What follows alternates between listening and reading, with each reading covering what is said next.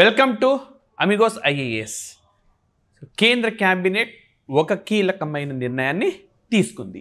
So ఏంటా నిర్ణయము అనంటే వ్యవసాయ రంగానికి సంబంధించిన పథకాలను 2 గొడుగుల కిందకి తెచ్చింది. రైట్. సో ఒకటి వచ్చేసి సుస్థిర వ్యవసాయాన్ని ప్రోత్సహించేవి. ఓకే. సో వ్యవసాయాన్ని సుస్థిరంగా చేయాలి అని చెప్పి ప్రోత్సహించేవి. ఇవన్నీ ప్రధానమంత్రి రాష్ట్రీయ కృషి వికాస్ యోజన అనే పథకంలో భాగంగా ఉంటాయి. ఇవన్నీ సుస్థిర వ్యవసాయాన్ని సాధించే దిశగా ఉండే పథకాలు.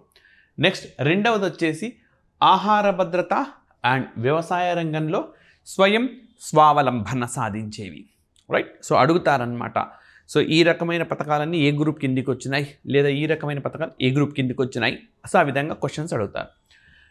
సో ఆహార భద్రతనిచ్చేవి అండ్ వ్యవసాయ రంగంలో స్వయం స్వావలంబన, సెల్ఫ్ సఫిషియన్సీ అంటారు, అది సాధించేది. మొత్తం ఈ పథకాలకు 1,01,321.61 crore కేటాయించినారు. సో ఇవి కేటాయింపులు అన్నమాట.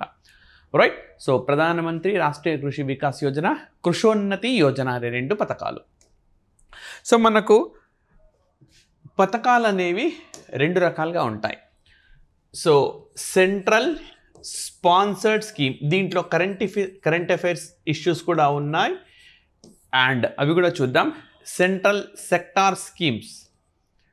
రైట్. సెంట్రల్ స్పాన్సర్డ్ స్కీమ్, తెలుగులో కేంద్ర ప్రాయోజిత పథకాలు అంటారు. ఈ కేంద్ర ప్రాయోజిత పథకాల్లో 60% కేంద్రం భరిస్తే 40% రాష్ట్రం భరిస్తుంది సెంట్రల్ స్పాన్సర్డ్ స్కీమ్లో. రైట్. అదే ప్రత్యేక హోదా ఉన్న రాష్ట్రాలైతే 90% కేంద్రం భరిస్తే 10% రాష్ట్రం భరిస్తుంది. సో దీంట్లో ఒక కరెంట్ ఇష్యూ కూడా ఉన్నది.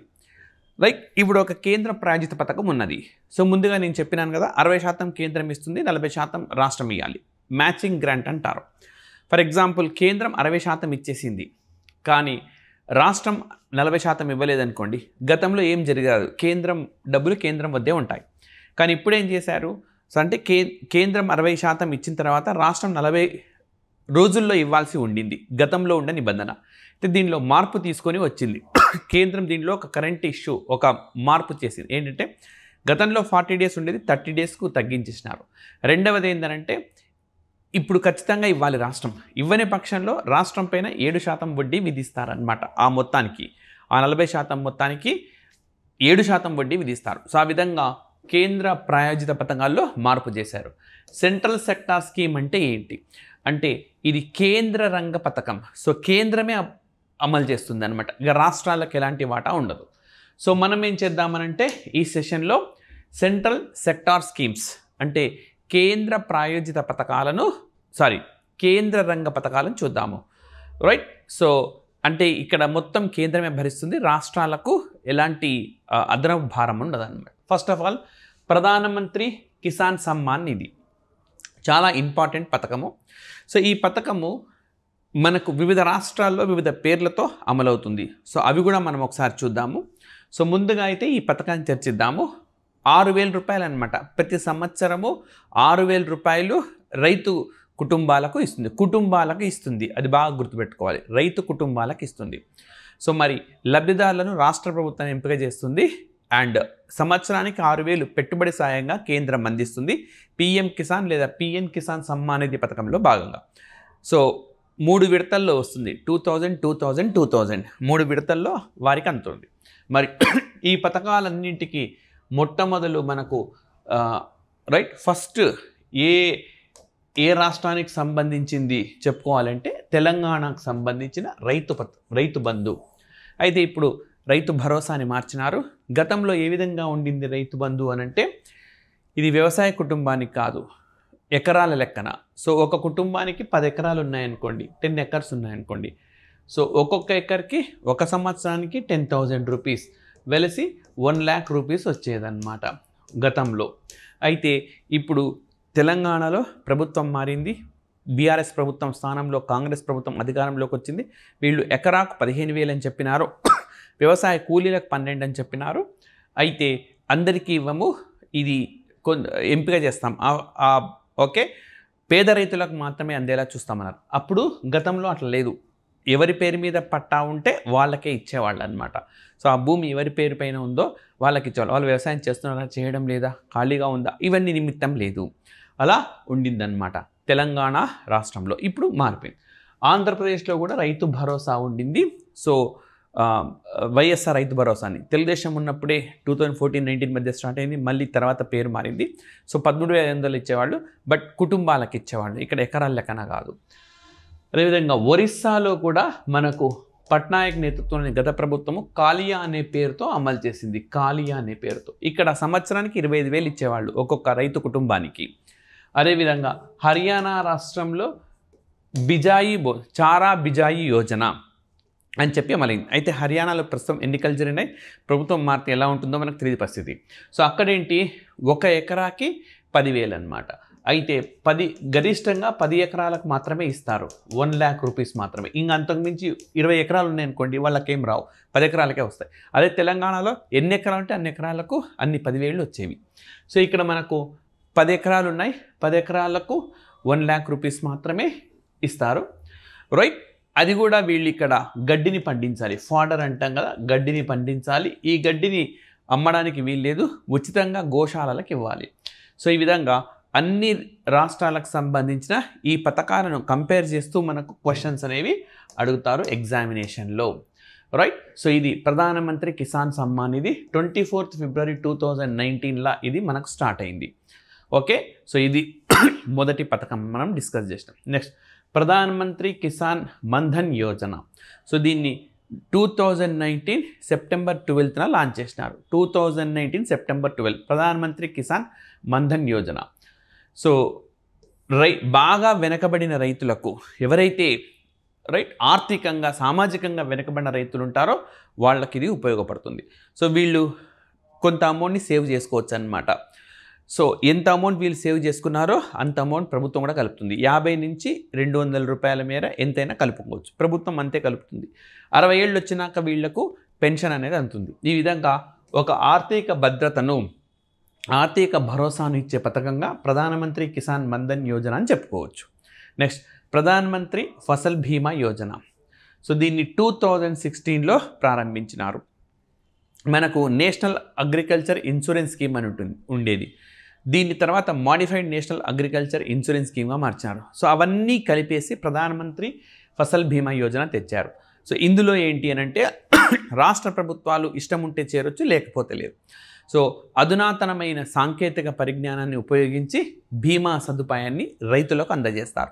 అధునాతనమైన సదుపాయాలు అంటే లైక్ ఫర్ ఎగ్జాంపుల్ ఈ డ్రోన్స్ తోటి ఏదైనా విపత్తు వచ్చి పంట నష్టం జరిగిందనుకోండి, వరదలు, తుఫాన్లు, రైట్, అండ్ డ్రోన్ ద్వారా కెమెరాలు తీసి అప్లోడ్ చేయడము, ఇలాంటివన్నీ కూడా అధునాతనమైన సాంకేతిక పరిజ్ఞానాన్ని ఉపయోగించుకునేలా ప్రధానమంత్రి ఫసల్ బీమా యోజన అనేది మనకున్నది. అదేవిధంగా మాడిఫైడ్ ఇంట్రెస్ట్ సబ్వెన్షన్ స్కీమ్ అంటే మార్పు చేసిన లేదా సవరించిన వడ్డీ రాయితీ పథకం.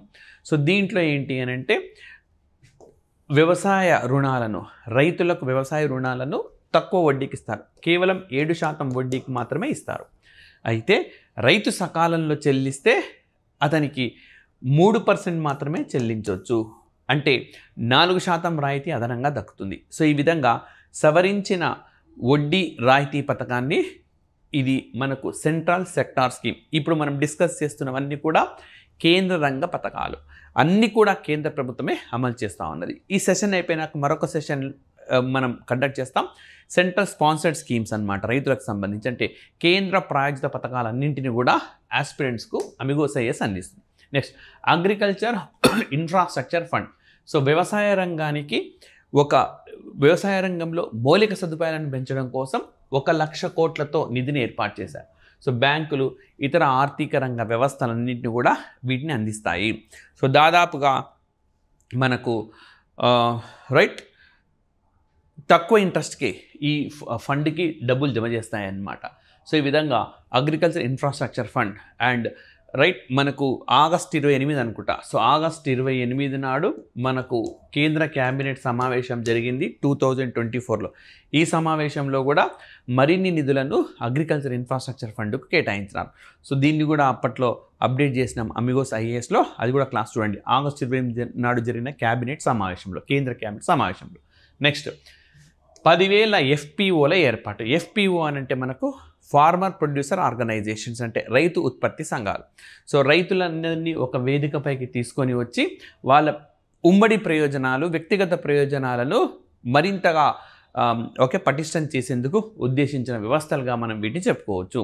సో 2020లో వీటిని స్టార్ట్ చేసినారనమాట. సో 10,000 ఫార్మర్ ప్రొడ్యూసర్ ఆర్గనైజేషన్స్ అన్నవి ఏర్పాటు చేయడమే లక్ష్యంగా ఇక్కడ ఎంచుకున్నారు.